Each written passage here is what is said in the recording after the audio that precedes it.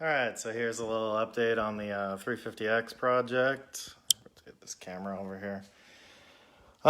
So let's see, I got the, a week ago, I got the cylinder head off and then I removed all the valves.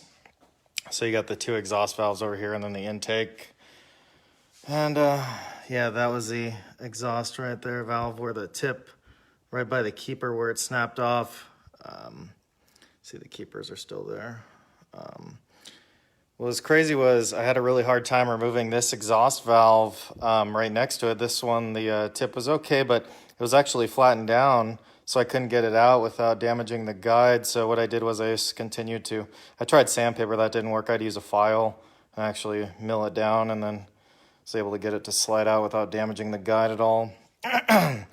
But I got the, all four valves out, retainers and everything, all the seals out. Here are the new valves, exhaust valves. I only bought two new exhaust valves, and then I just got done lapping them, the new ones. So you gotta keep track of which valve you actually lap.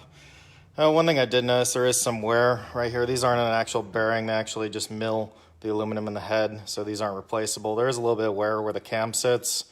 It should be okay as long as put a decent oil in there.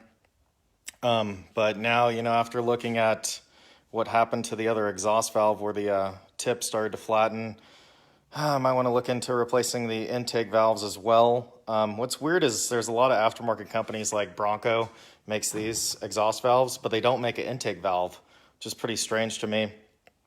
But I'll see if I can find another aftermarket vendor that actually has the intake valves. What sucks is Honda doesn't sell them anymore, so if you can find some new old stock that works, but besides that, you're kind of out of luck.